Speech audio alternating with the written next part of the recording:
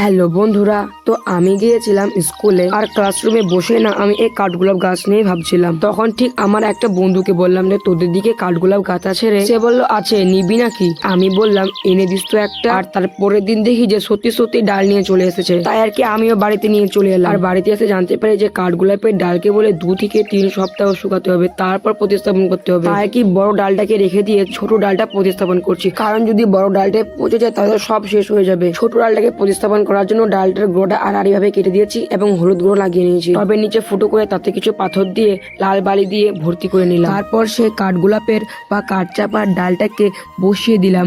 আমি এখানে জল দিইনি কারণ বালিটা না ভিজে ছিল। আর তোমরা যখন কাঠগোলাপের ডালকে প্রতিস্থাপন করবে তখন একটু জল অবশ্যই দিও। আমার যেটা বড় কাঠগোলাপের ডাল ছিল সেটাকেও আমি আড়াআড়ি ভাবে কেটে দিব এবং হলুদ গুঁড়ো লাগিয়ে দিব। আচ্ছা বলো তো, এটা কি সত্যি যে কাঠগোলাপের ডালকে 2 থেকে 3 সপ্তাহ শুকাতে হয় তারপরে প্রতিস্থাপন করতে হয়? তোমরা যদি কেউ জেনে থাকো তাহলে আমাকে অবশ্যই কমেন্ট করে জানিও। তাহলে আজকের মতো এটুকুই, দেখা যাচ্ছে নেক্সট কোনো ভিডিওতে।